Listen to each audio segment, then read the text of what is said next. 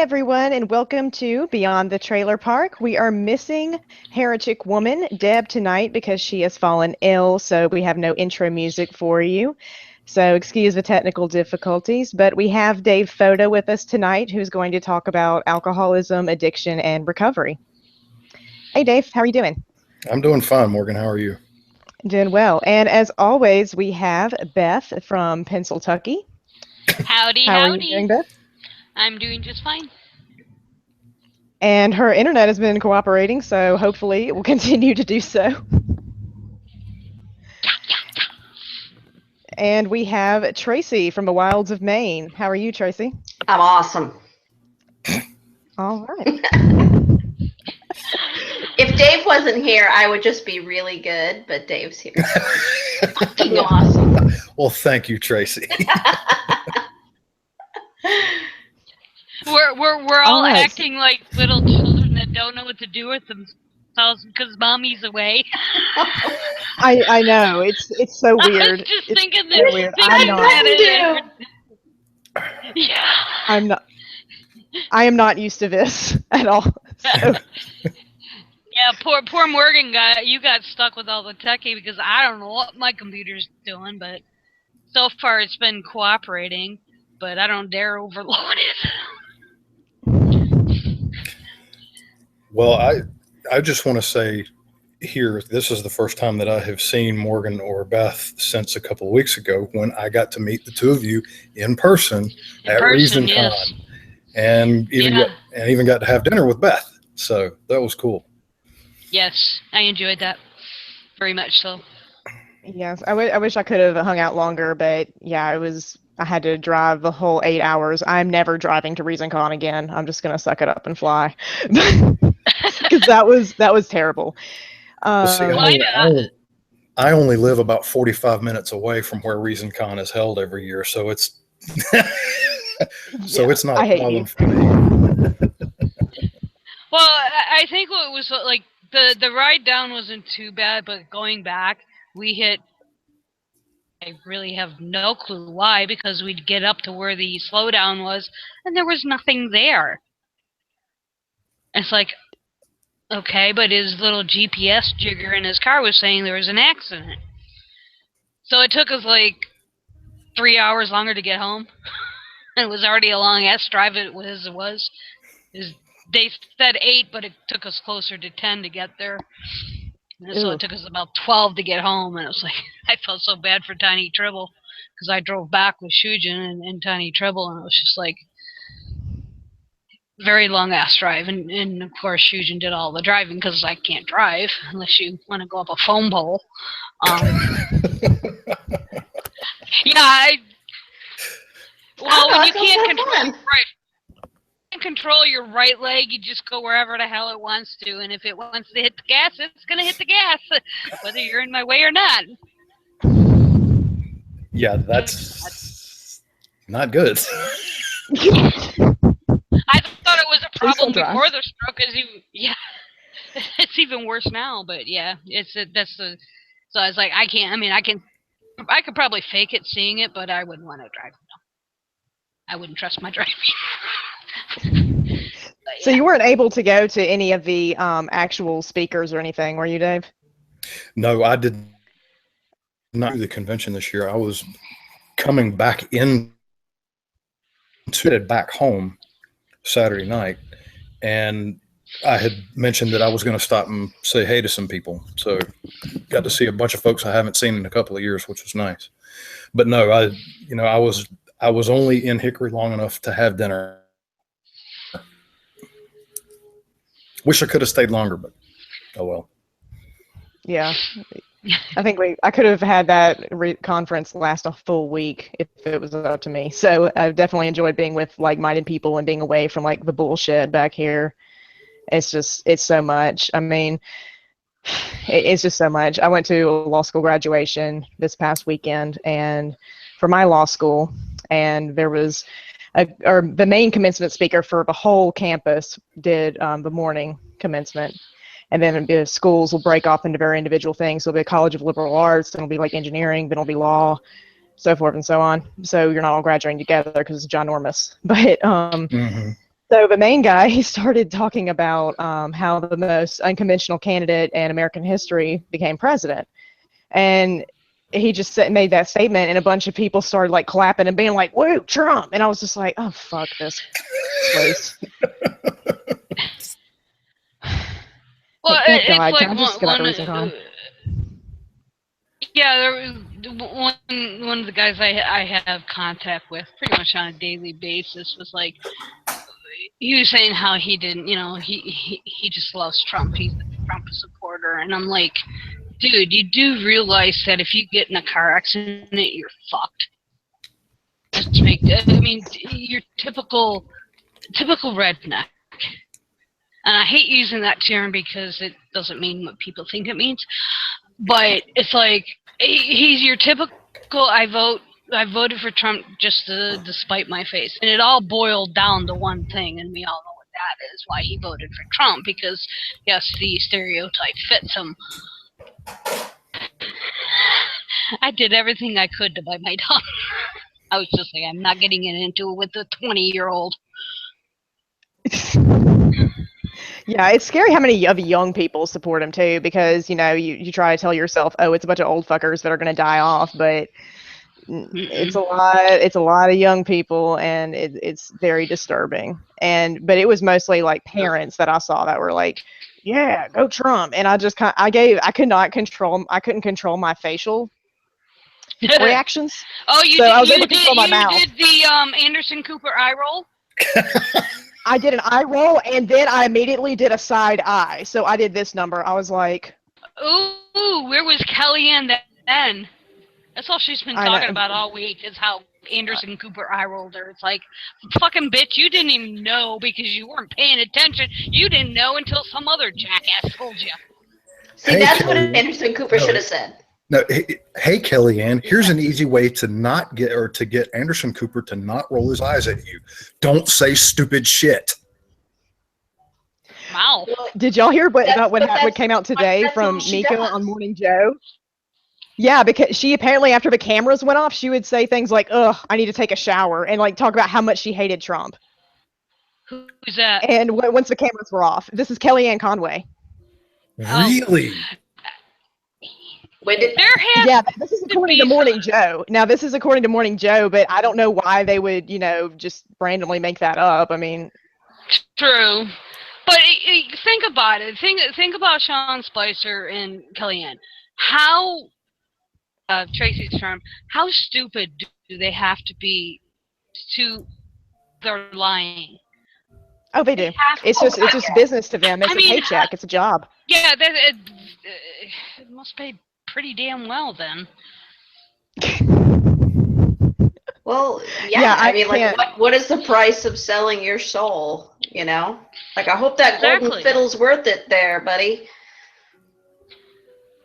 Because I don't think I could, for any price. I don't care if you offered me 10 mil to outright lie the way they do in their PR appearances. I don't think I could do it, even for any amount of money. Yeah, there's like, how do you, I don't know, how do you live with yourself? How do you be Kellyanne Conway and live with yourself? I don't know. I'm really surprised Sean Spicer's lasted this long. I figured 6 weeks and he'd be out of there. Well, he may be. So he must be. Yeah, I think his days are numbered. Oh, yeah, he might get replaced with Huckabee's daughter. Yeah. I'm really not looking forward to that, because if Spicer goes away, Melissa McCarthy doesn't have anything to do anymore. Oh, that's I know. true. Place it with my cousin. Unless they what? If they replace Sean Spicer with Mike Huckabee. Well, it's going to be his daughter. She could pull that off. But yeah, it's going to be his daughter, but still. I mean, I don't blame her. If she has half a brain cell. Oh, you said Huckabee. I thought you meant Mike Huckabee. Yeah, it's the oh, he's ridiculous. His daughter was the one who was behind the press podium this past week. Yep. Well, I think that the reality is that none of them will last. He could replace them with anybody, but he tells them to say something, so they say it, and then he goes off and tells Lester Holt something else. So what the fuck? And then he's like, well, why'd you tell him that? Well, because you fucking told me to, asshole. So it's only, you know what I mean? He's just going to cycle through them. Yeah. Sorry. Why'd you say that? Because you fucking told me to, asshole.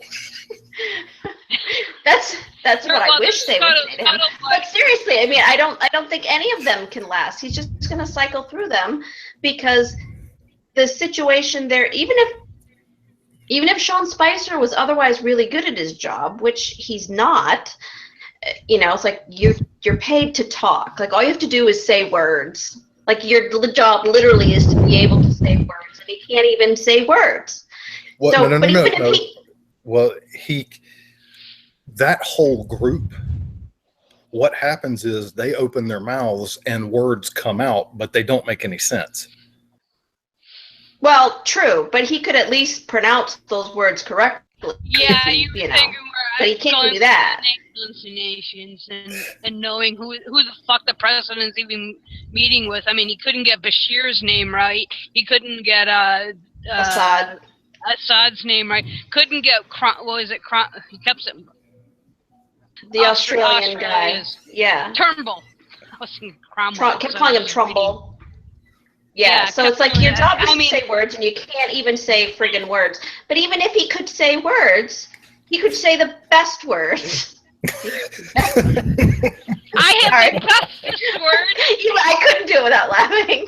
He could say the best words, but they're always, eventually, it's going to catch up with them that the words that he says are not going to be the same words that Trump says, and then everybody's going to get in trouble, and he's going to fire them and bring in somebody else. They can pledge loyalty all day long, but this situation that they're in now is inevitable.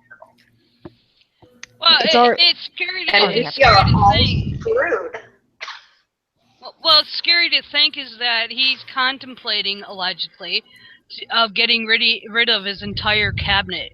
Like Priebus, Banyan, Spicer, getting rid of them all. Yeah, there is scuttlebutt. It's a rumor. Don't know whether it's true or not, that he's supposedly definitely thinking on getting rid of Priebus and Banyan. And some have gone so far to say he's going to get rid of his entire cabinet because they won't pledge loyalty to him. What it comes down to him, not to the Constitution. Have you guys noticed that there's very little focus on Rick Perry nowadays? Oh yeah, because it's like he's a lead, I hadn't, but incompetent person. And he's in one of the most dangerous positions, being the head of the Nuclear Regulatory Commission. How telling is it? How telling is it that the imbecile in charge of the nuclear arsenal, who didn't even know that that's what the job was, who thought he was going to be like a lobbyist for oil and gas, okay? How telling is it that he is the least scary person right now? Like, we're the least afraid of the guy who doesn't know what he's doing with his finger on the button. Or Ben Carson. We should throw Tillerson in there, too. We should throw Tillerson. He's been kind of quiet, too. Scares me. Yeah, he's the only one that I think has any sense regarding this whole thing, because, you know, he got awarded Russian Friendship Award, so I think he's just like, might be best if I shut the fuck up for a minute. And just hide in the background and watch it play out and see who gets subpoenaed, and then we'll, you know, hedge my bets. But the whole thing, which is really bothersome to me, and probably because this is gonna one of my next Twat Waffle episodes, is that what have we not talked about in the 10 weeks Trump's been in office? Policy besides healthcare. Nothing about infrastructure, the roads, taking, police, fire, none of that. It's all gone by the wayside. Do you guys follow Amy Siskind on Twitter or Facebook? I don't think so. No. You should follow her, because every week she does and she's done this from the beginning, like she publishes a list of all of basically the out of the ordinary, which is code for fucking scary stuff that happens that happened in that week. So all of the abnormal, crazy, what is this? What does that mean? Is this a crime? Is this a scandal? Is this a conflict of interest? And she's cataloging all of that stuff. And it's incredibly depressing, but I'm amazed that anybody is able to keep up with that, because the bullshit is coming fast and furious every day. Right. And that's why it's so helpful, because you can't keep up with it. You're like, oh my God, that did happen. Did that happen? I didn't know that happened. There's just so much. Just to give you an idea, today I added 73 articles for possible subjects on Twat Waffles a week. That was just in maybe 4 hours. You could do your own show on that, Beth. Like, don't give me any more ideas. No. I don't think I can carry a show by myself. It's got to be Beth's Twat Waffles. It sounds like a band name. Beth and the Twat Waffles. I got offended because I used the word cunt. I have to explain it. It's just a fucking word. So I call it Twat Waffles. Any reaction to that one, everybody thinks it's funny, but yeah, that's why it's called Twat Waffles, or it'd be Cunt of the Week. That's hilarious. That totally is a band name, like a doo-wop group. Beth and the Twat Waffles. It is. Yes. I want to see this happen at ReasonCon. Oh God. Now I'm just thinking about Beth and the Cunts. Beth and the Cunts. I knew you'd get a kick out of that one, Dave. That's the after show. Yeah. Are you making a promise to our Patreons? I'll have to take another pain pill. All right. Well, I think Dave can hear the purpose.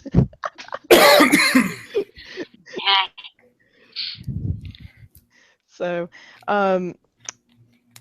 Dave, you were going to talk about alcohol and recovery and addiction, and how you think that we're getting it wrong.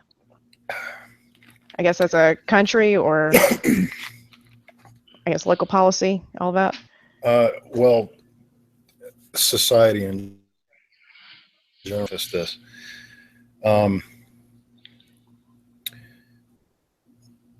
Back several months ago, I finally accepted the fact that I've got a problem with alcohol. And Heretic Woman and I had several conversations on this. And I told her just a couple of weeks ago that maybe she should do a show on on addiction. Because what I have discovered, both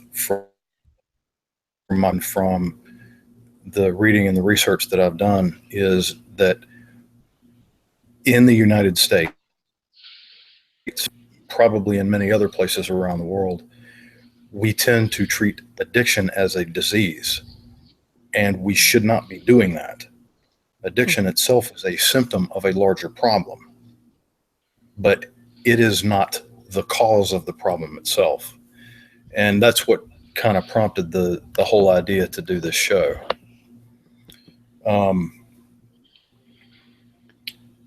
I suffer from anxiety, which manifests in OCD, sometimes in depression, and also a need to be able to get my brain to shut down. And the way that I have been doing that for years is by using alcohol, because oftentimes that's the only way that I can get to sleep. I don't drink to the point that I pass out, but it's just that I have to have something to help me to shut down. And so I've been doing this, I've been on this journey for a while. I have good days and I have bad days, but I thought that Well, and I do posts on my Facebook page about combating alcoholism because, I figure that I can't be the only one who has realized this about themselves. And it's not something that I feel that I need to be embarrassed about. And so I'm very public with it because I think that, if people are reading my words and, understanding what I'm doing, maybe there's another person out there, maybe going through the same thing. Maybe, just maybe, I can help them along the way. I don't know if you noticed, but this is the first time that I've been on a show where I haven't had a glass of wine or a drink right here. And that's what I'm drinking. I will probably have some alcohol tonight, but I'm not feeling the need to have it right now because I'm beginning to understand the reasons why I drink. Yeah. You were self-medicating is what you were doing. That's exactly right. I was self-medicating. Yeah, and that's, I mean, if you talk to, and most people know I'm a former addict, alcohol and drugs. I was addicted to pain pills, Oxycontins, love those fuckers. But hey, I'm still on them, but I'm legal now, and I don't abuse. But it comes down to knowing your triggers. Most of the people I was in the hospital with when I was in for my bipolar, and I was in and out 5 times. I spent 18 months in the hospital off and on for 3 years. Had an alcohol problem. And they were using alcohol to medicate for their psychological and mental emotional problems. The change I made was when I got my brain straightened out. I knew why I was acting the way I was acting, why I was having uncontrol. Quitting alcohol was easy. I tried 5 other times. I've been on and off the wagon so many times I've lost count. But as soon as I better able to handle my bipolar, I have no interest in drinking at all. I've been sober for 17 years. Well, I want to. For me, I grew up with an alcoholic father, alcoholic grandfather. Mm-hmm. Alcoholism runs in my family. And when I say that, what I'm saying is that I'm a line of people who have a propensity to need some sort of chemical agent in order to be able to cope. Mm-hmm. This doesn't mean that there is a disease called alcoholism that runs in my family. It just means that the way that we have lived our lives and the information that we have at our disposal has led us to the point where we have chosen alcohol as that coping mechanism. Yeah, you have a maladaptive coping mechanism is what they call it. Whether you choose to drink, smoke, watch too much porn, anything can become addictive. There is no such thing as too much porn. Well, another discussion, but. Well, I'm actually glad that you brought that up because I do want to. I'm doing my Anderson Cooper. I wanted to circle back around to the porn later because not porn itself, but porn as an addiction. Mm-hmm. But we'll get to that in a minute. I wanted to mention this, just kind of as a sidebar. When Deborah wrote up the show description tonight, she mentioned something about Alcoholics Anonymous having a somewhere between a 3 and a 15% success rate. The success rate for Alcoholics Anonymous is admittedly low. The percentage that the most popular percentage that I have seen in print is 9%. I've seen 10, but today I saw as high as 15, so that's why I put it that way. Well, what's important to note is that Alcoholics Anonymous does not keep any of those records. So this information has to come from external sources. Yep, it But does. at the same time, Alcoholics Anonymous doesn't keep member rolls or anything else. So it's really, really difficult to try and track that information. And it's even more difficult to try and put a number on of the success rate that they have. What I do know is that Alcoholics Anonymous is an organization that basically what happens is you're trading one addiction for another. Yes, I was going to hit on that. That's why. Yeah. And basically, as like you said, you're substituting the addiction for alcohol to the addiction of a higher power. And why am I hearing music? I'm getting music for some odd reason. But yeah, they got another station. Weird. Sorry. Yeah, they have an abysmal. I've seen as low as 3% and as high as 10%. But there was something I looked up today just to double check, and one newer report from this year quoted as high as 15%. But like you said, they have no records. So these are coming from external sources that have studied the, I'll say, inner workings, for lack of a better word, of the whole AA. A lot of it's coming from the secular community because they are forcing atheists them to go through AA. They get there, they're getting this God bullshit shoved down their throat, and they object to it, even though they're like, no, you have to go to AA. Well, my understanding. To this other 12-step. Sorry, Beth, I didn't mean to step on you there. My understanding is that part of the criticism of AA, and I'm no expert, but is that to the difficulty apparently of tracking success rates is that there's no academic literature that says if you use this approach, then people who have substance abuse or substance addiction, people who are alcoholics or whatever, will be cured. So it's just that they've thrown something together and it can't be tracked. And so the tracking of the success is part of the problem, but there's also part of the problem is that there's really no research that says that particular formula will generate any meaningful results. And that's a good point, Tracy. Correct?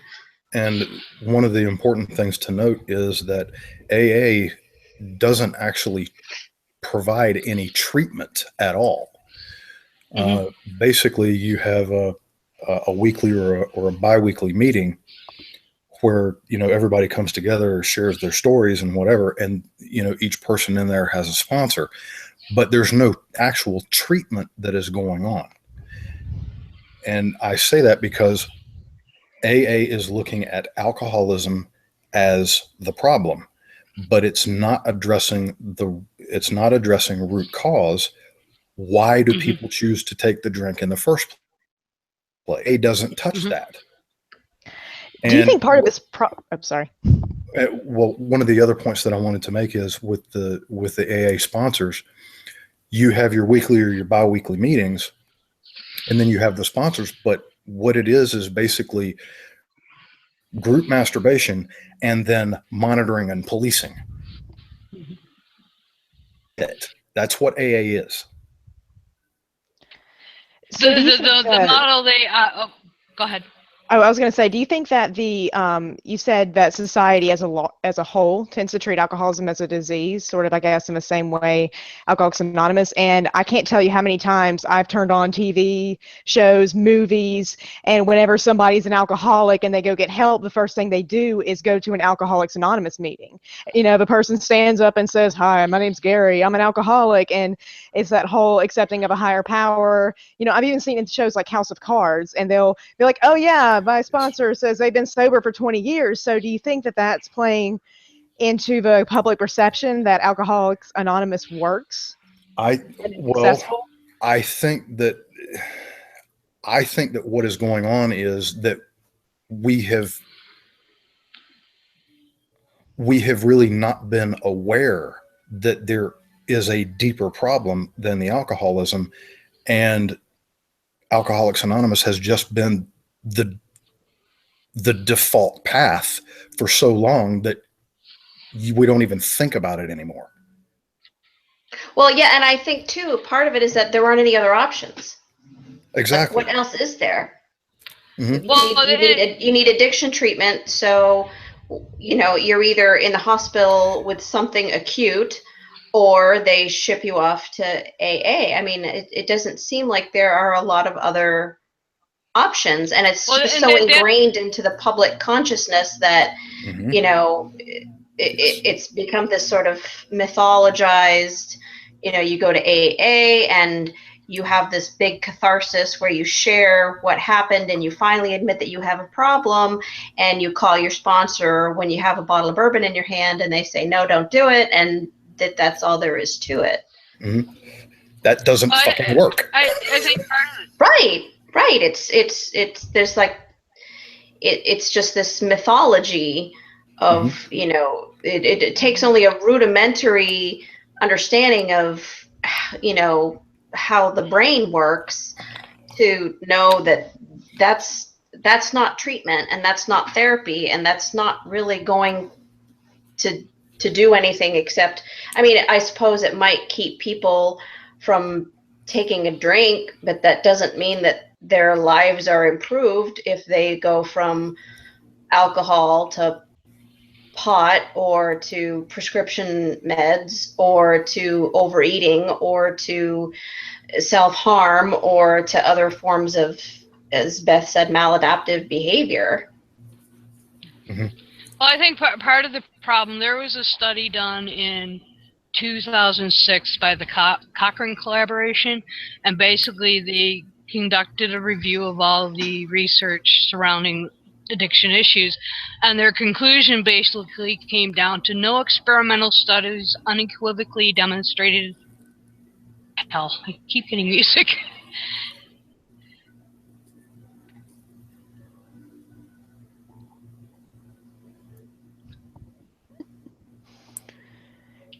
You all right? I keep getting music and I lost my page. But basically they came to the conclusion that there are no definitive sources saying that 12-step, not just A, because all your programs are based on 12-step, basically. But then, if you think about it, going to a point that Tracy made, is that came out,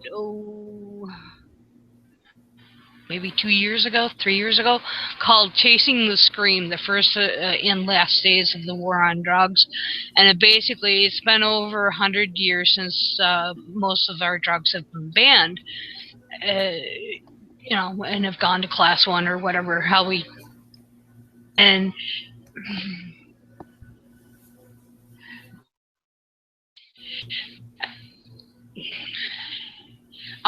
so basically they came up with a whole different, I had to close the page again, so I'll have to dig it up in a minute. They came to a whole different conclusion, basically what Dave was saying, on how addiction is treated. They're not looking at the underlying causes. And basically what the guy found as he was writing the book, he traveled like 30,000 miles, interviewed a shit ton of people in different treatment programs, and basically, I don't know if you guys remember reading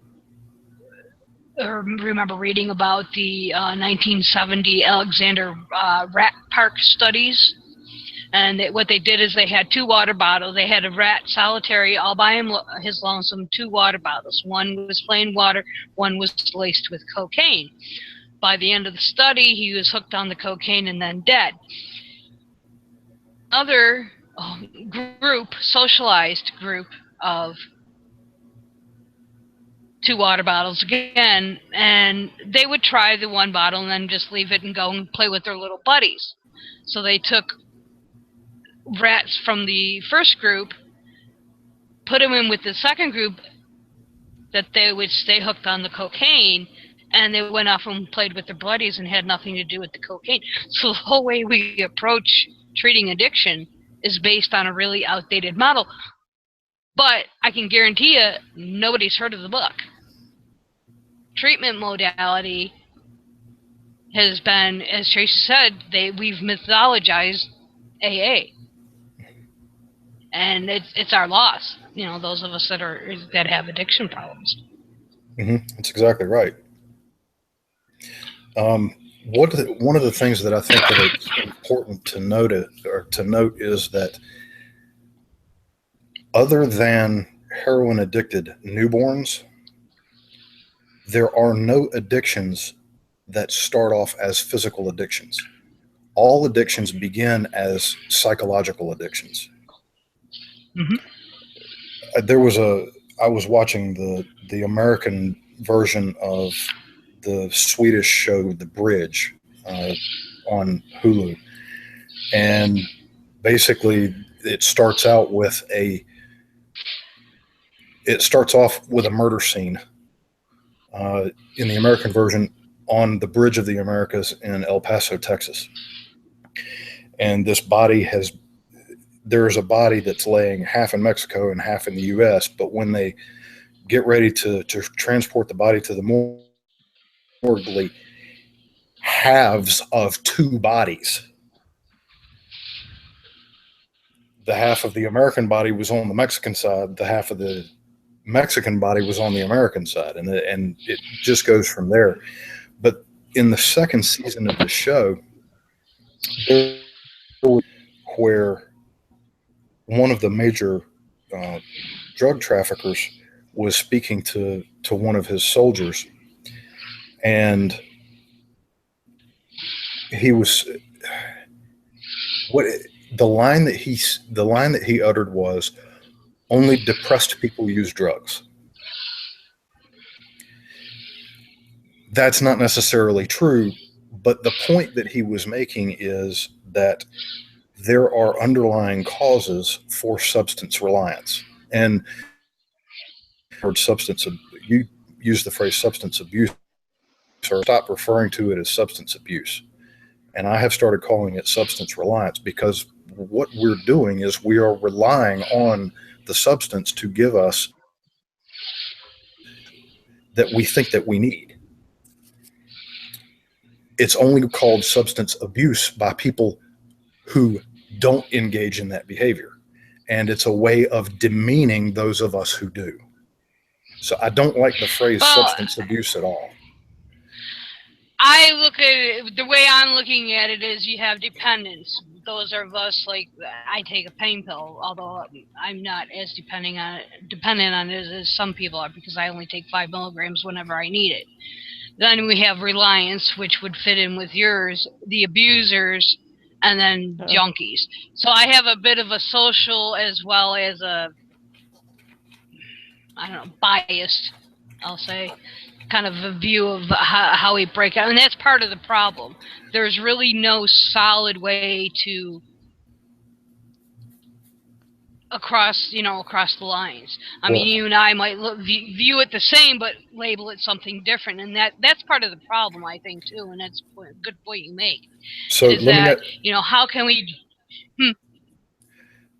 Let me ask you this question: how did they get to be junkies? They didn't start out that way.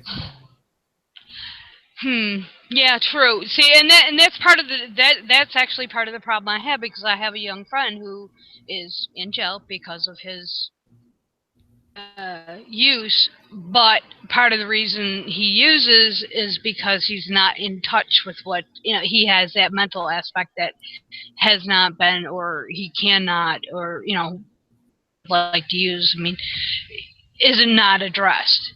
And where I live, it's not going to get addressed because of the way the police and the mental health people here, the doctors, view people that use. Mm-hmm. They don't now go to a place like New York City, and I'm just throwing a name out, totally different. Like here, like using the anti-opiate to prevent overdose, never will happen here, ever, even if they think they could save a life. Never will happen because the mentality is they deserve what they get. Go to a bigger city. Well, Fredonia, I think, even, which is like for me, they have it, and they're not much bigger than where I am. But the mentality is totally different. So something's got to cross lines here, and it's not happening. And that's I think part of the mythology behind AAA, double A batteries, is they own that. As Tracy said, there's a mythology surrounding them, and they own this whole gamut, and that's part of the problem. I mean, there's research out there showing that we're doing it all wrong, but it gets buried. I'm just going to interject something here. I'm probably the only person from North Carolina, and I know that, well, I'm probably the only person from North Carolina who Fredonia is, because I've been there. It's about an hour and a half, 45 minutes southeast of Buffalo. I used to date a girl from Forestville. Oh, Jesus. That's my neck of the woods, boy. I know. That's why I'm saying I know where Fredonia is. Yeah. I think it's this mentality that, they brought it on themselves. And so you shouldn't get, care. And also I've even seen people think that people are overdosing on purpose so they can get, this drug. And which is absolutely ridiculous. Like, yeah, I'm going to die for a few minutes just so some fireman can come inject me with something that's going to give me immediate withdrawal. Like, what? Well, yeah, it's that part of that mentality that the cost of misbehavior should be as high as it possibly can be. And that's something I actually addressed in one of my Twat Waffle episode that I just put out today, is that the whole mentality, it's the prosperity gospel recasted. Health equals wealth. And basically, it's really sad when our health price recommends God as the solution to the opioid crisis. That's the mentality. And now we have somebody in charge of this, dealing with it and helping these people,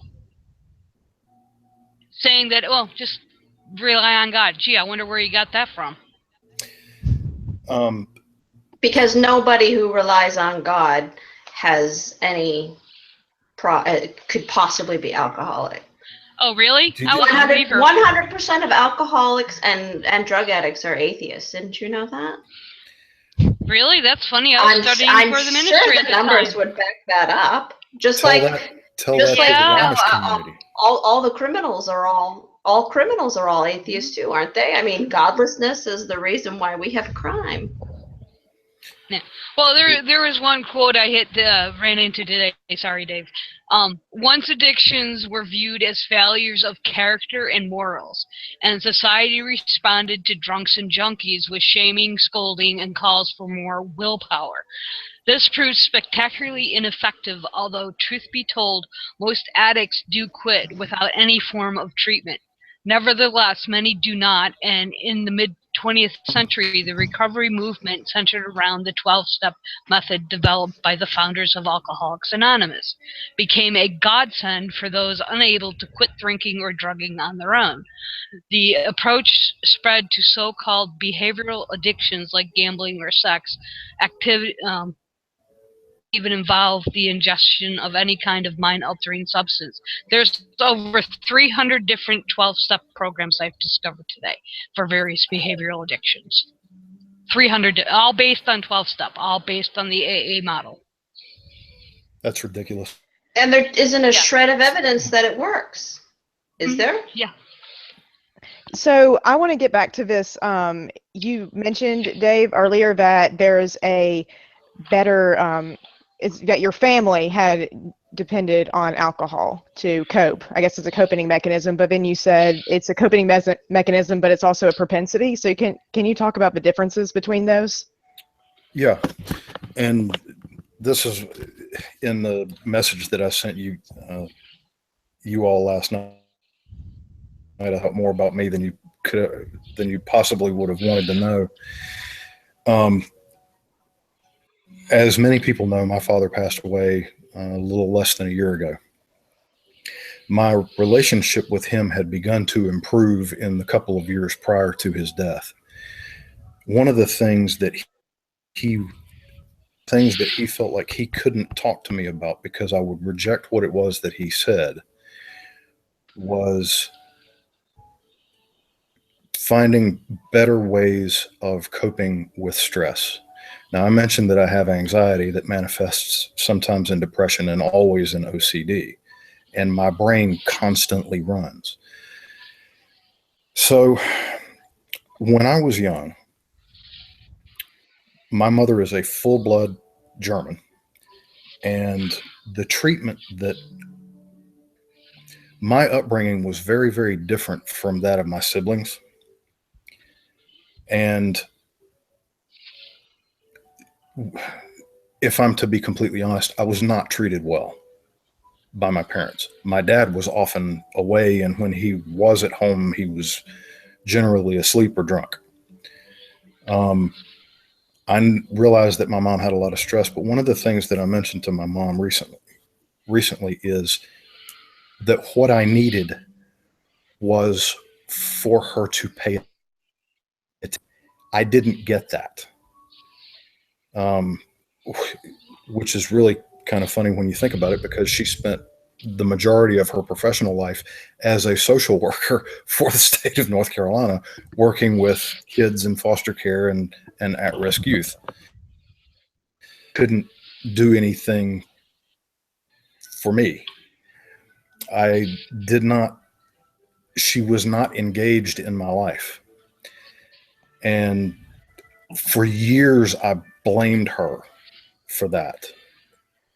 Within the last year or so, we have had some very fruitful conversations, and she understands my position better now, and I understand why she was doing the things that she was doing, or not doing what I think she should have been doing.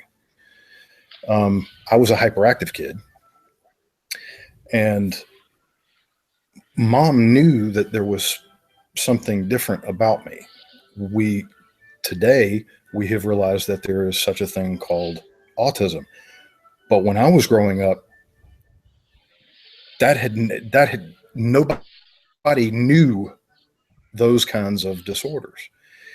If I was a child today, I probably would have been diagnosed somewhere on the spectrum, not at the extreme, but I would be somewhere on the spectrum. But when I was growing up, we didn't know what that was. And I knew that it frustrated my mom. In fact, she asked my pediatrician one time, well, could it be something like ADHD or something like that? Response to her was a question. He said, can he sit and watch TV for 30 minutes? And of course the answer was yes. The answer was yes, because I was engaged in TV. The doctor told my mom, well, then he's not ADHD. He can pay attention. Well, now we know that just because somebody can pay attention for 30 minutes at a time doesn't mean that they're not ADHD.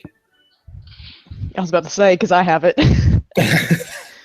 So now for most people, well, it is true of everybody on this planet that people pass through cycles in their life where they experience ADHD symptoms.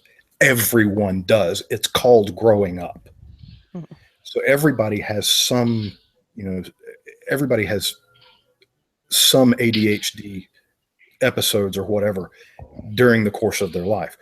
Most people tend to grow out of that, or, as in my case, had to force myself away from it.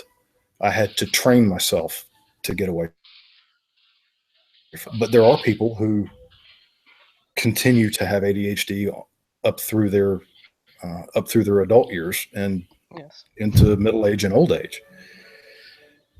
So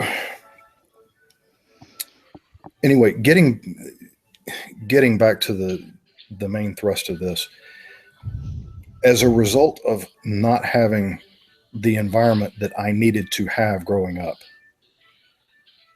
I developed anxiety, which led to OCD. And I have if you've ever watched the TV show Monk that was on back a few years ago with Tony Shalhoub, I make him look normal.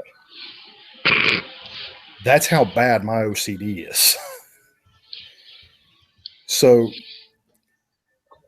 I grew up anxious and exhibiting extreme OCD. And in later years, it started to manifest in depression, and it really started to affect my personal life.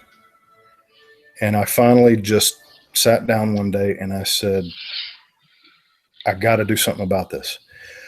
When I was younger, I remember being able, knowing that I had the propensity using alcohol.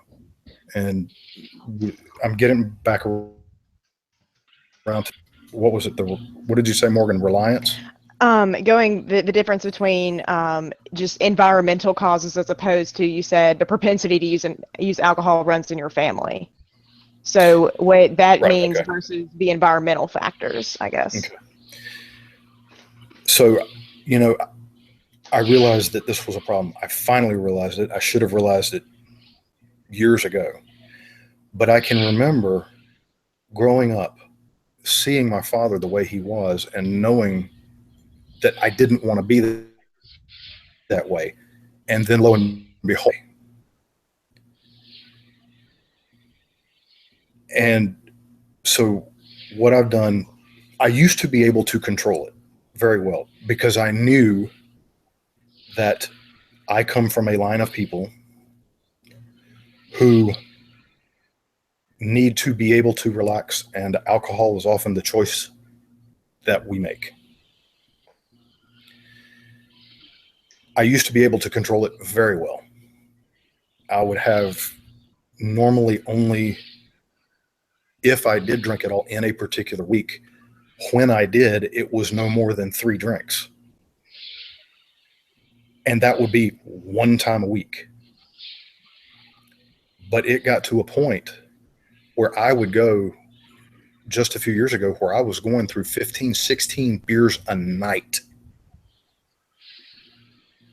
or an entire 5th of liquor in one night.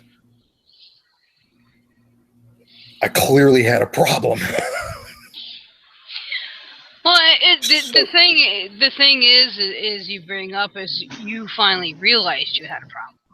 Right, and what I'm getting around to now is that I realized that the reason that I was doing this was I couldn't get my brain to shut down, and I was depressed and I was angry and everything else, and I finally I had to change doctors, and my very first visit with him, I was open and honest about what was going on.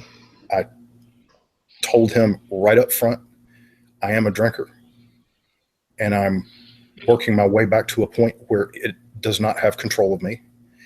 And so what he did, I had been in the hospital back a few weeks prior to that. They had given me a 1/4 milligram of Ativan. And it really helped. It relaxed me. And that night I had some of the best sleep I've had in a long time. The problem is that Ativan comes from the same drug class as, and there are other effects that go along with that in my body that I don't like. My new doctor, I explained this to him, and he prescribed a drug called Buspar, or it's actually Buspirone. But I think the marketed name is Buspar, B-U-S-P-A-R. And it's a step-up drug, and it's one that you have to keep in your system all the time. And I cannot tell you what it has meant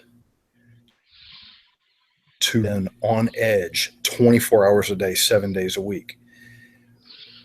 By keeping this in my system, I'm less anxious. I don't think the OCD is ever going to go away, but at least I can respond to changes in schedules now rather than it totally freaking me out.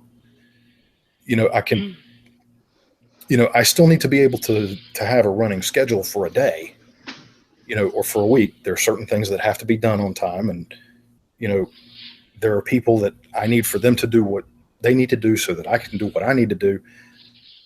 But I'm less likely to get angry or upset. Always run the way they're supposed to run now. Yeah, the little changes. And because I'm less anxious, I'm able to get a better handle on the alcohol consumption. I don't feel as much now like I need it to be able to shut down. Now, let me say this. Right now, I have been so long with this habit of alcohol that I'm not one of those people who can go cold turkey. I wasn't able to quit smoking cold turkey. And I still use e-cigs, but at least I'm not getting all the pollution. But at this point, I'm paying attention to the amount that I consume. And well, I there's think a reduction. for you, go ahead. Yeah, I think for you, because of your OCD, when you approach any type of addiction issue, and I'm using that in a very general sense, is that one program ain't going to work for everybody. Everybody's different. I mean, I went cold turkey finally when I quit on both alcohol and drugs. As you can see, I still smoke. Mm-hmm. But I'm down to 3 packs a week, considering I used to smoke 3 packs a day. Well, I'm glad that you said something about it. It's very true. The reason that we don't do one size fits all cure for cancer is because everybody's cancer is different. Well, there's 265 different ones. What? No, there's 265 different types of cancer, yes. But what I'm saying is that one person's lung cancer is not even the same as another person's lung cancer. Right, exactly. The 2 cancers are different. And likewise, just as you said, people are different. Not everyone's addiction is the same. It doesn't manifest the same way for everyone. My addiction different root causes. My addiction was to cover up psychological pain. Mm-hmm. Was self-medicating because I was an undiagnosed bipolar until I was 35. So I used alcohol and drugs to control my mood swings. Got rid of the mood swings, so to speak, and to understand when my moods swang, I was fine. I mean, granted, quitting was not easy. I mean, I went cold turkey, but now, as I said, I have no interest in alcohol when I can't afford it. But if I want to have a drink, I can have 1 drink. Now, I do avoid hard liquor because that was my poison of choice. But beer or a wine cooler, I can have just 1 and be perfectly fine. But to get to that point took me 20-odd years. But it's like you said, not everybody's the same. So what works for me won't work for you, might not work for you. What works for me won't work for Tracy or for Morgan or for any other person.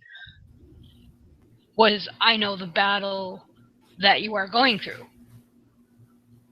And you made a couple of points, Dave, that I think are really important. And one of them is, and actually before I say that, I should say that I think we all really appreciate everybody's willingness and your willingness to be so open about your own experience, because I think a lot of people wouldn't do that, and I think it's really meaningful. So I just want to say that. Thank you. Because I love you. And but you already knew that. One of the things that you said was, you talked about what you needed and the way you grew up. And one of the things that people forget all the time is that we learn how to cope with life. Pretty much all of the coping skills we're ever going to have, we have by the age of 6. So people think that, oh, well, that was such a long time ago, you need to get over it. But that's not how it works, because when you're, especially with young children, that stuff, as Dr. Phil used to say, it writes on the slate of who you are. And so you do things and you cope with things and you understand things, and your cognitive processes become wired in such a way that you don't know why you're doing it. You can say, oh yeah, well, there was that time that my father, whipped me with a belt. And so from that one incident, I can understand why I reacted that way, and I can understand how that made me feel, and now I can move on. It doesn't work that way, because that time your father beat you, and this is a hypothetical, obviously I'm not talking about you, because that changed who you were. It wrote neurological pathways in your brain that cause you to learn how to survive and how to cope. And those things that you learn are going to be healthy or not healthy based on what other kinds of resources you have available to you. Do you have attentive parents? Do you have a good school system? Do you have social workers who are watching out for you? Do you have health insurance so that your parents can take you to therapy? Will your parents do what the therapist tells you that they should do? Can you go see another specialist? Can you go see a good pediatrician to get you a diagnosis, and a specialist to back that up? So there are so many things that are connected. So and I had none of that. We make a huge mistake when we write off what people's childhood experiences are like, because there's there is a lot of genetics involved, and predisposition to to addiction, or predisposition to not be good at moderation, which I am not good at moderation in anything, which you can tell just by looking at me. But for all kinds of other things, I'm not very good at moderation. And some degree of that is genetic, is written in your genes, but other parts of it are written into your brain based on your experiences when you're little. So I think that that's a really important, and I'm glad you brought that up, because I think that that's a really important aspect of all of this. There was and supporting. I'm sorry, before you. Yeah. Supporting children, like teaching people how to be good parents, and investing in. No, I'm serious, but teaching people how to be good parents, and investing in like good schools. That in a generation, you could do away with a lot of the need for AA, because you would be teaching children how to cope with life in healthy and productive ways, and not just shit happens, kid, get over it, toughen up, and then children are left to their own devices. You know how old that argument is, Tracy? I've been hearing that since I was in grade school. What, suck it up? The suck it up in teaching kids these coping mechanisms, because back when I was still in high school, okay, we're going back to 1980-ish, they were talking about putting individual therapists besides our guidance counselors for academics into each school, so each child would have access to what they considered at the time proper, if need be, and just somebody outside the family, so to speak, to talk to, because they thought it would help in developing their ability to cope. That argument is and you can see how far we've gone. Well, and it's true, but the thing is, you can't take those people home. Yeah, well, but the whole rationale was giving them something they didn't have or they might need, and because a lot of times, like, I knew I was gay since I was 5. Okay, back when I was growing up, okay, my role model was Renee Richards. Exactly, thank you. Okay, Renee Richards is actually a trans pro tennis player. Used to be friends with Martina Navratilova and Billie Jean King. Okay, I'm really dating myself there. That's my role model. Being gay back in the 70s and 80s, growing up, I had none. The only role model I had, and she's probably going to hate me for saying this, rumored gym teacher. Okay, it was just a high school rumor, elementary rumor, but that was my role model in secret, so to speak, because, it's just a rumor. That's who I modeled my behavior after. Kids don't have that. And they still don't, and they should. Yeah, and I Well, wonder if part of it would be is if we could increase, access to healthcare, meaningful insurance, meaningful education, educating parents and also destigmatizing these mental health issues. And instead of it being some shameful secret we don't talk about, instead talk about it and catch it early before it does develop into things. which is why I do what I do now. It's why I do my posts on Facebook. And it's why I'm willing to do this kind of a show. Yeah, treating addiction is you're treating the symptom. Yeah, exactly. And obviously, depending on the severity of the physiological component of the addiction, then that does need some medical. That may very well need some medical intervention. But you also need to the person who self-medicates for depression, that's a lot to untangle. Even just knowing that one thing about somebody, that's a lot to untangle and fix. Putting a Band-Aid on the alcoholism doesn't change the underlying mechanism that says I don't have a healthy way to cope, whether that's with my chronic pain, with my depression, with my anxiety, with just the stress of living day to day, whatever that is. It fixes that one piece of it, but it doesn't teach you the life skills that you need so that you don't have to self-medicate. It doesn't actually fix it. And another thing that you mentioned that I wanted to point out was that because the access to good health care is what allowed you don't have to self-medicate anymore, because you had physicians who could say, take this and it will help you and you won't have to do this other thing that you feel isn't good for you anymore. There was an interesting hypothetical that I ran where the question was asked, you've seen this girl, she's very pretty in all of the photos of her that she has on Facebook or whatever, holding a drink. She looks like she's having a really great time. But then you notice every single one of the photos, she's got a drink. Would you say that she's an alcoholic? No, you wouldn't. Having a good time. I just wanted to throw that in there, and I wanted to point back to something that you said, Tracy, about telling people that treating the symptom rather than the disease. Basically, what happens is we're ignoring the problem and then trying to take away the only coping mechanism that a lot of these people have. That is so you can't do that. Well, at the point that the coping mechanism becomes destructive, then there's that balance between, and I don't have personal experience with it, so I'm reluctant to go too far into making assumptions.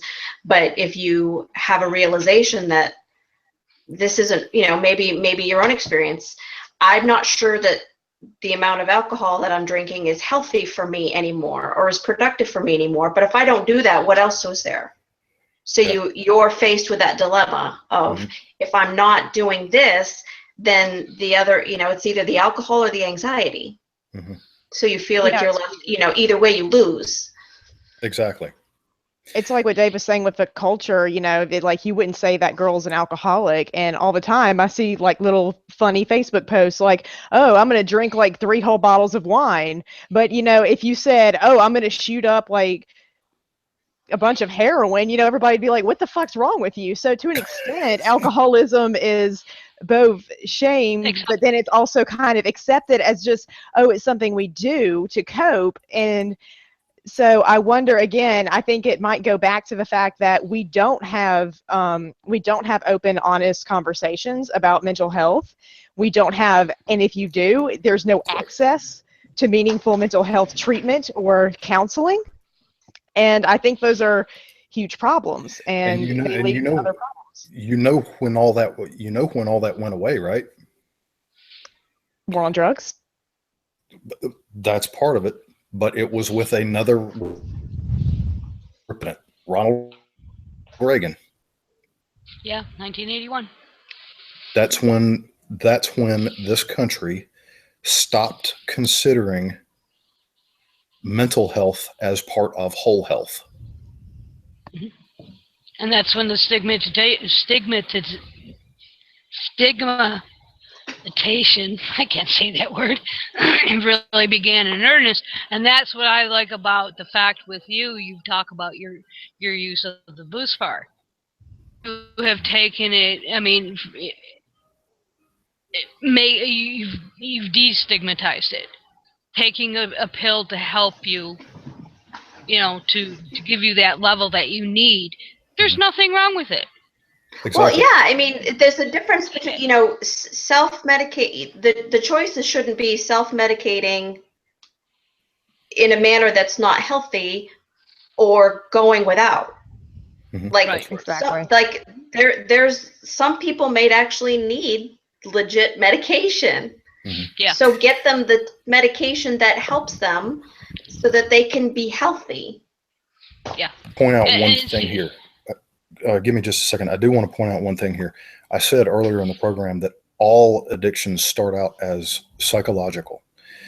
Now, there are substances, and I posted about this a couple of days ago. There are substances that do wind up over time resulting in where intervention is. Crack is one, heroin is one, Chiva or black tar heroin, and this new one that has apparently been around for a while, but I was just hearing about it a few days ago, called Gray Death, which is a combination of heroin and fentanyl. Jesus Christ. Yeah. And so people, and alcohol too, alcohol can result in a physical addiction. If you've been drinking like I have for the last few years, luckily I don't have cirrhosis. I do know that for a fact. When you've been drinking like I drink, your body physically needs the alcohol. And for somebody who is a heavy drinker, to go cold turkey can actually kill them. So it's important to know the substance where the addiction is, because that can determine what kind of treatment that person needs. Well, And I think from a mental health perspective, what, setting aside, that vast quantities of alcohol is going to take, over time, is going to take a toll on your body. But setting that aside, in terms of its negative effect on somebody's life, or quality of life, that's going to be different for different people.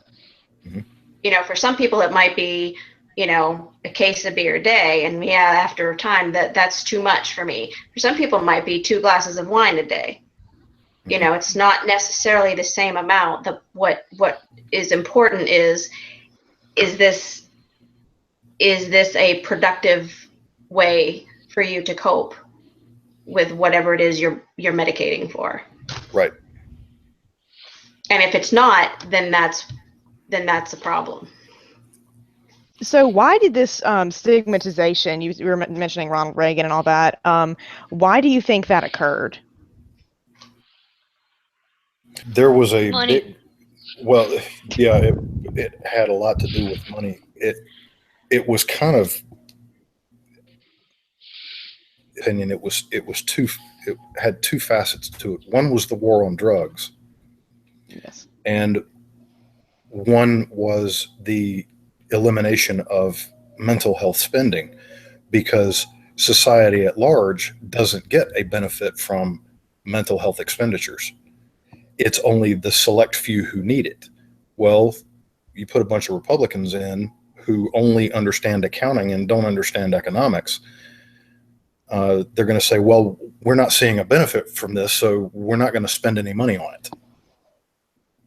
So on the one hand, you've got your punishing people for actually using a coping mechanism and then saying that, well, we're not going to treat the reasons that you were addicted anyway. It's a double whammy. Yeah, and it's just making those private prisons more money. Mm-hmm. So there's that aspect, I think, to it as well. And also I think religion might tie into it too. You brought this on yourself, you deserve it. Interesting So, you bring that up. Did you know that the highest percentage by demographic of meth users are in the Amish community? really? Yes. I did not know that.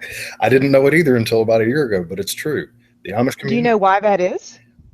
Probably because of a repressive religious ideology. An escape. Mm-hmm. And I do know that they do go on that period of time where they go and see the real outside world, and after they've been isolated for so long. So I think that might have something to do with it, because I know that region has been heavily affected by the meth and the opioid epidemic. Mm-hmm. I think a lot of these rural areas have. Do you think that there's going to be a change now that there are, because I know if a war on drugs traditionally targeted people of color, crack users, things like that, penalizing them more so, but now you're seeing a different demographic emerging as this new face of addiction, which is, more working class, rural people who are addicted to opioids or meth or something of that nature. Do you think there's going to be a shift back to funding that mental health? Not as long as now that it affects them. Not as long as we have a Republican-controlled Congress and Trump in the White House. So even though that's their own constituents. It's going to get worse. Oh, yeah. Under their leadership, not better. Yeah, I agree. But we need Bernie Sanders. Yeah. I tried, but yeah, here in Mississippi, his message did not sell too well, so I did what I could. But yeah, so do you think that there's any way that we can, from a grassroots effort, maybe starting with the destigmatization of these mental health issues and addiction in itself, can have an impact, or is that going to have to purely come from policy from the top down? With our current government, it will not come from top down. And yeah, but do you think grassroots can do anything? I think that when we're talking about grassroots, the first step is to have people start and talk about their own situations and not be ashamed of it. Mm-hmm. But that's kind of that's a tough pill for some people to swallow. That's why many alcoholics hide their drinking. And they lie about it, because there is such a stigma and they are ashamed of it. Well, they're ashamed of it because the people who aren't doing it look down on them. And for me, I really don't care what people think about me. I'm going to do my own thing anyway. And I'm confident enough in myself and in my abilities that when I see a need to improve myself somehow, I feel like it was probably helpful for me to share that with other people rather than just doing it privately. Well, so I think the first step is just for people to get some confidence and start talking. Because if we don't know what the grassroots movement is supposed to be about, then how are we going to mount that movement? We've got to talk about it. We've got to tell people what is going on. Well, I think that's one of the important things that from your postings. And I know a couple people have implied, or at least I've taken it that way, that why the fuck are you telling us this? We don't need to know this. And it's like, I think it's important that you do, and I'm glad that you do, because you are, showing people that it's okay to have a problem, and it's okay to take the time to reflect, for lack of a better word, on why I have this problem. This is what I'm doing to combat the problem. This is my progress. in some of your postings have tried to shoot that notion down, and you turn right around and basically say, fuck you. I don't care what you think. Well, it's... And I like that, because that's the type, and I will be honest, like you talk about giving confidence to other people. Now, granted, it's a totally different situation, but with my writing, with my blog, that's what you and that's what Cash did. By giving a person that little added boost of confidence, way. And I mean, I openly talk about my mental illness, and I openly talk about the fact that I was an addict. I mean, because for the same reason as you, if there's one person out there that I can help, that's my goal. I'm not out to change the world. Yes, I would like to see the world change, but if I help one person, all the more power to you. And that's what I like about your post, because you are very open and honest about what you're going through. You did it when you were quitting cigarettes. Yeah. And you and Deb still kind of sort of harp on me about my smoking. Now, granted, I have had no choice. I had to try to quit. I knew I would never quit for the simple fact I have no interest in quitting. So it's not going. I mean, all the drugs and patches and e-cigs I couldn't stand aren't going to help me, because I don't have the interest in quitting. But I have reduced. I've gone from 3 packs a day to 3 packs a week. That's good. That's real good. And basically, like, they're menthol cigars. They're the cigarillos, like the old Swisher Sweets. These are a cheap brand. Saves me money too, because they're only $1.50 a pack compared to 5 for one. Well, 6 now. But I'm not going to say that's the best I can do. But right now, it is the best I can do. I mean, I've tried going. I mean, I do chew, so at work I chew, but when I'm here, I smoke. I don't smoke at work. But be able to do with help from other people. So, and I think your posts are important in that aspect. Thank you for that. I appreciate it. If you ladies will excuse me for just a moment, I hate doing this in the middle of a show, but I do need to step away just briefly. That's fine. We'll find something to fill the dead air. All right. But in answer to your question there, Morgan, I didn't upload it to you guys because I didn't think you had a mixer, so. Okay. Gotcha. I figured between you and Tracy, you'd be all confused. So Twat Waffles is on YouTube. I did upload it today. It is done, and I have an addendum I'm working on today.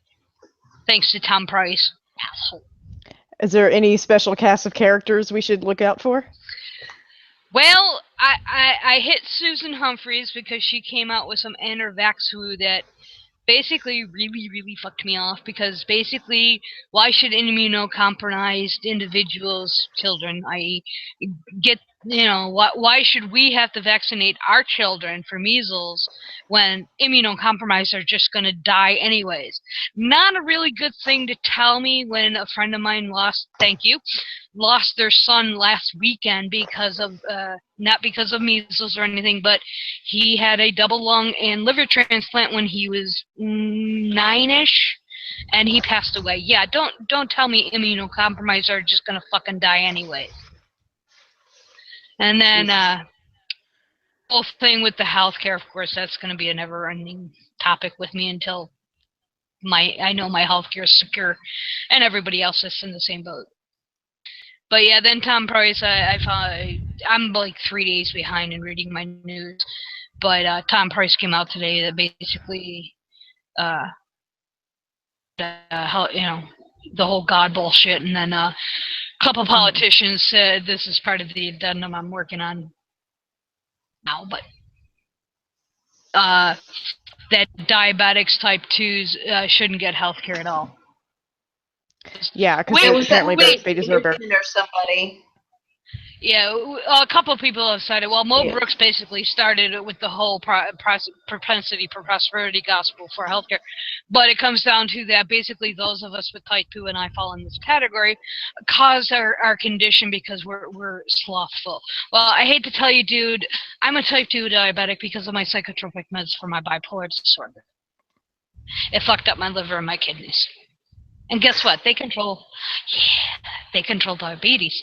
Yeah, that's why I'm a diabetic, not because I am fat, but well, you know, if it's the whole, and was somebody said a couple of weeks ago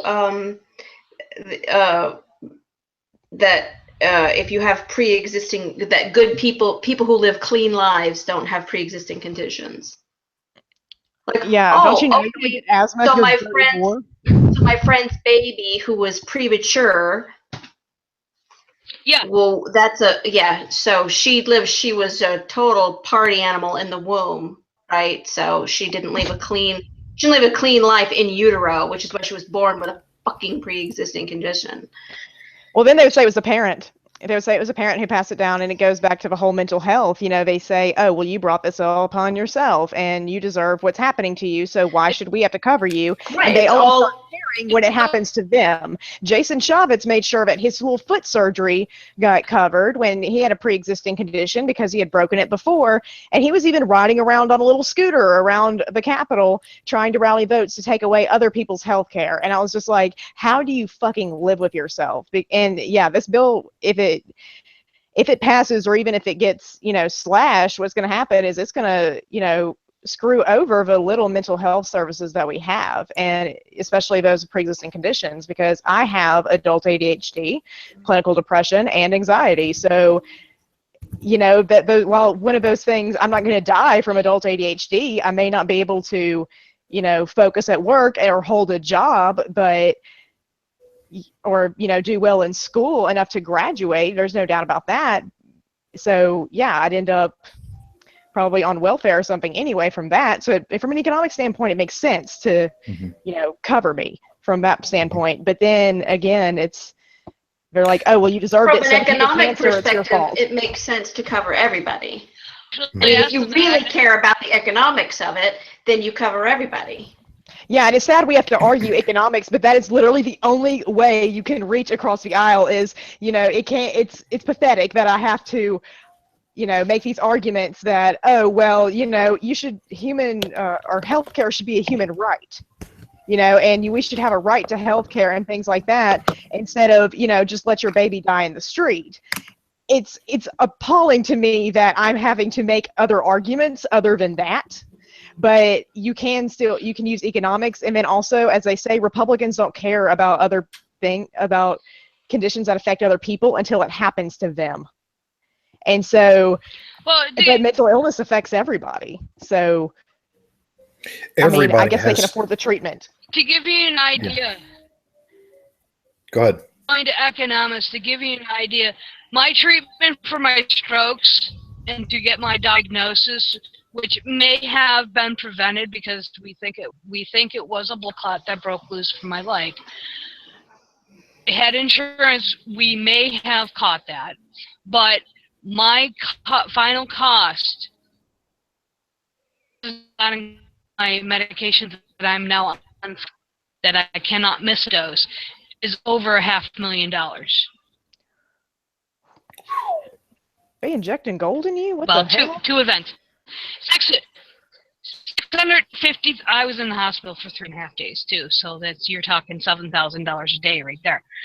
That's not including the doctor bills either. I saw a neurologist 3 times, an ophthalmologist. My cataracts went completely after the stroke. Yeah, so it cost almost $650,000 total. That's not including the medications, the high blood pressure medication, and the blood thinners I'm now on for life. That I cannot miss a dose, or I will be dead in 3 days. Yeah, then you better not miss a dose. People think that like $3 million is really like, well, that should be plenty for a lifetime cap. $3 million? Yeah, no, $3 million is walking around. That's couch cushion money. Like, like I said, when you're born with your premature baby, and there's $1 million right there, that your parents are in for $1 million before they even get out of the hospital. And I think another issue that's driving up healthcare costs that no one's talking about, because everyone's focused on the insurance companies, is the hospitals. Hospitals are merging at a very alarming rate. From what I've seen, there's not very many hospital groups that are independent really anymore. They just merge and they buy each other out constantly. And what they do is they use that as leverage against the insurance companies to get them to pay higher prices. But what happens is the insurance company will either say, no, we're not going to increase the cap for you, and they'll just pass that cost down to the consumer because they know, well, hell, somebody's got to pay it. Or they'll end up charging the insurance company, and then costs go across the board up regarding insurance. So, yeah, the hospitals aren't, too. And again, that goes back to the whole, the mental health and things like that, because I can't tell you how many times, like, I've had friends that even told me, oh, well, if something were to happen to me, don't call an ambulance because I can't afford it. Well, yeah, and if people like to say, oh, well, all you have to do is go to the emergency room. Well, first of all, fuck you. Second of all, you can't get your chemo in the emergency room. It's a nightmare. You can't get your insulin in the emergency room. Okay, and it's a lot cheaper to pay for somebody's testing strips and insulin. Insurance won't cover that, but we'll cover, $300,000 for your amputation when you come in with neuropathy, right? So because your foot is dead and you have blood poisoning, well, they'll we'll pay for your VAG, right? So it's pay like, for your yeah, that makes sense. Oh, right. Well, of course, yeah. And I noticed that erectile dysfunction was nowhere on that list of pre-existing conditions. Well, it wasn't. Of course. That's not brought in by their sinful behavior. Well, let me just throw this quick. Cialis is a good drug if you need it. It's a great drug if you don't need it. I'm sure it is. But it's comical. Like you live with your diabetes, but hey, you can't let that man live with limp dick. No, that's just a fate worse than death. Fuck those dead babies. Screw those babies who are about to die, but make sure you take care of that guy's heart on.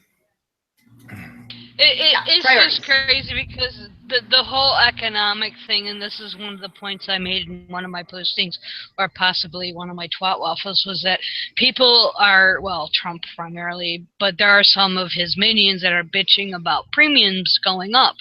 Well, asshole, premiums have been going up for the last 20 years at 26% a year. The ACA, Obamacare, it's gone up. Yes, premiums have still gone up. They've only gone up, I think, 18%, 12 to 18%. So they're still going up, which brings in Morgan's point about the hospitals. But they're not going up as much. The reason why they jumped so much this year is that the fucking insurance companies underestimated. Would it only jump 10%? They jumped to whatever. So they did not plan on as many people joining, and the people that did join being so sick. Well, when you go without health care for 7 years, they fucked up. Yep. And the sad thing is, now I think my policy does cover dental, but I'm not 100% sure. I'll find out in a couple days.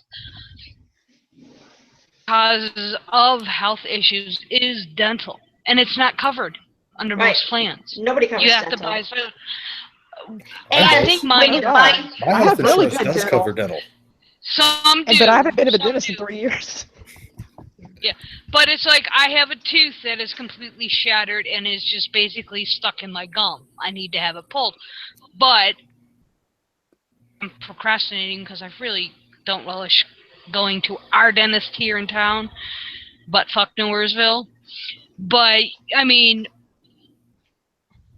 who is in the process of getting all his teeth pulled because he's gone for years. He didn't have insurance. He was in the same boat I am. And in the last go-round, so the last month, he's actually, because he can eat better now, even though he doesn't have teeth, 10 pounds, and he looks so much healthier. He's going to, in the long run, on the road, I mean, he's still a smoker and stuff like that, but all this stuff is connected, whether it's your mental health, whether it's your physical health, you know, your sexual health plays into it. I mean, we laugh at Dave's Viagra and Cialis jokes, but in some ways, you know, your sexual health does play into a big part of it. Women's reproductive health, it all plays a part. And people just don't get that. Well, certain people. Well, that's why I used the term earlier, whole health. Yeah, because that's yeah, really and what that's a good term. Just the notion that if you're sick, you deserve it. If you're poor, you deserve it. Mhm. You know, that children deserve to die because I can't, because I don't want to pay more taxes. Well, how much more in taxes would you really be paying? 2%. Like maybe 2%. maybe $50 more a year when you file, maybe an extra $50, maybe an extra don't you know $100. all taxation's theft though? Oh my God! Imagine being so stupid. Imagine being so stupid that you would say taxation is theft. I can't even. Even There when I was are a people who libertarian, do. I didn't believe that. That it's just yeah. But Can't hope you know, it's like the fact that there's no moral argument for some of these people. Like, you're sorry, yeah, it's really sad that those kids are gonna die, but why should I have to pay for their health care? Why should I have to? Okay, but you're already paying taxes. You're talking about maybe an extra $50 a year. That's $50. I could go out to Sizzler for that. Why should I deprive myself of a dinner at Sizzler so that kid won't die? $50 at Sizzler? That's an expensive damn Sizzler. I don't know. I'm just thinking, what is the like? What would seem like a high-end restaurant to somebody with that attitude? And Sizzler seemed about right. Applebee's. Okay, fair point. Applebee's. But I forgot my point. Shit.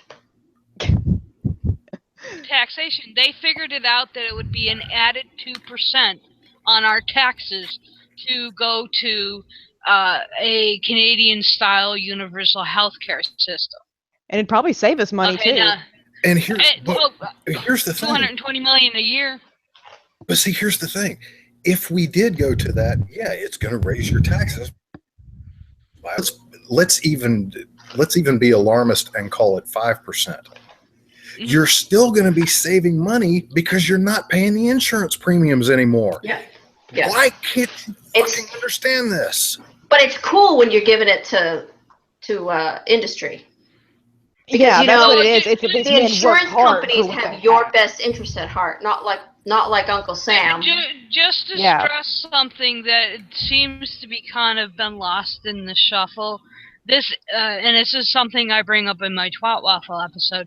There is an $880 billion cut alone slated over the next 10 years. Okay, that $880 billion just for Medicaid alone. I forgot the number for the rest for Social Security and etc. Savings. I will give you one guess, y'all. It's going to, because it ain't coming to us.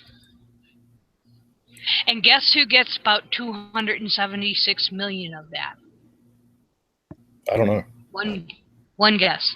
Oh, come on, Dave. You got it. 1%? Well, 276 million of it is going to none other than in charge. Yes, Donald Trump. The rest of it's going to the other 1%. Actually, 0.5%. I don't understand how that is. They're cutting Medicaid. The savings that they get as business people is going to the 1%.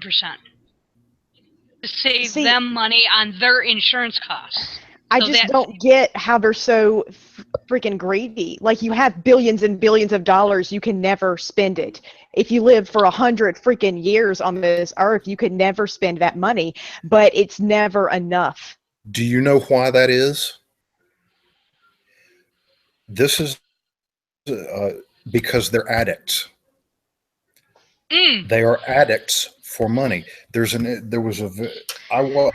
I didn't see West Wing when it was on, but I did watch it on Netflix several years after it aired. And there was one particular episode, and it was the episode that really let me know that I needed to do something about my drinking. And the character was Leo McGarry, and he was talking with President Bartlett. And what he said, always wants more. Mm-hmm. That's what is going on with the 1%. They always That's a good want. point. It doesn't matter if they're never going to be able to use it. I'm not sure it's about the money. I'm reluctant to use the word addicted because it sounds as though that to some degree they can't help it. But because I think these are moral failings more than this is. They don't have an underlying mental health issue that is driving them to oppress millions of people and take their health care and kill their children because they have some underlying condition that prevents them from being able to make any other choice. Okay, I will agree with you that they probably don't have a mental an underlying mental health issue, but I would argue that they have an underlying mental impairment. I would certainly say they have a character flaw, and I think part of it is that it's not about the money; it's more about the power. That I get what I want. It's very Trumpish. I get what I want. Can one not be addicted to power? No, I think that's a cop-out. No, I don't think you could be addicted to power. No, I think you're just a dick. You know what I mean? Well, I think we need to be really careful about calling, people who are just bad. Some people are just not good people. And I don't think that that's a mental health problem. There's no amount of therapy that is going to teach a person who has no moral compass to have one. Fair enough. Yeah, see, it makes sense for the I was going to say, it makes sense for the, somebody pointed out, I don't remember where this was, but somebody pointed out Trump's backbone is not necessarily these rural working class people that they keep pointing to. It's middle class, educated, and use that with quotes, but middle class educated people, because they can more easily envision themselves as becoming part of a higher class. And so they say, oh, well, if you pass those tax savings on to them, then obviously I'm going to be able to join that club and then join the benefits. It goes all back to that Steinbeck quote. And I think, too, to some degree, that the people who are, people say, oh, my gosh, it's only a matter of time. These, these working class Trump supporters who are going to be really hurt by his policies. It's only going to be a matter of time before that catches up with him. But it's not, because they don't mind it if he hurts them, as long as he also hurts the people they want to hurt. Well, if you remember, if they get hurt too, they are totally willing to take that hit. They will take one for the team, as long as you bring down the brown people, as long as you get rid of the Muslims and you get rid of the illegals and you outlaw abortion and you don't make me pay for fat people's health care, then they're okay with it. That's a good point. Yeah, People keep saying, oh, it'll catch up with them. It'll never catch up with them. It's not ever going to catch up with them. Not with those folks. Well, this is depressing. Yes, it's depressing. Oh. Did we lose Bess? Yeah, I think so. Well, it lasted while it could. We had a good run. She did pretty good tonight, actually. I know. It was, yeah. It's like this Beth. weird gong Yeah, it's like in the robot. background. Yeah, I know. It's Beth's like a robot. ISP sucks. It does. I know. New Patreon goal. Really? Get a new fucking ISP. Am I back yet? There she is. Yes, you're back. I was Yes. just gonna say I don't know what you caught, but don't forget Prosperity Gospel. Paula White is one of Donald Trump's advisors. She's the biggest prosperity preacher out there. Yes, because this is exactly what my family said when they began supporting Trump, and even these ideas that, oh well, if you're healthy, it's because God blesses you, and stupid shit like that. It's because they're like, well, why would a man be this rich if he was so terrible? And I'm like, because he's terrible. Right. Do you know of any billionaires? Like, seriously. What? And they're like, and he's for the people. And I'm like, what? You're going to sit there and own a fleet of yachts with him? He's a blue-collar billionaire? I was like, what the fuck even is that? There's no such thing as a blue-collar billionaire, you stupid cows. But that's inappropriate to say at Thanksgiving, so this is why I'm the black sheep. I'm the one that has no sense. You can come have Thanksgiving at my house if you talk that way. Actually, you'd get along well with my dad. That's one thing I gotta give my dad credit for. As much of a fundamentalist as he is, politics, him and I see eye to eye. I'll call him, just we check in because since Mom's passing and my stroke, I try to call him every week, but now it's like once a month if I'm lucky. And we get going on politics, and we're on the phone for 2 hours because we see eye to eye. It's about the only thing my dad and I agree on. Oh, I have one better. My dad is actually an insurance executive. Oh, Jesus. Yeah, I don't see any money.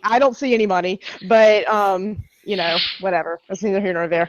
But, well, so, Dave was saying earlier about what his mom used to do. My dad used to work for the mental health department for the county and the state, and my parents basically did not believe in mental illness. That's partly why I went undiagnosed as bipolar for so long.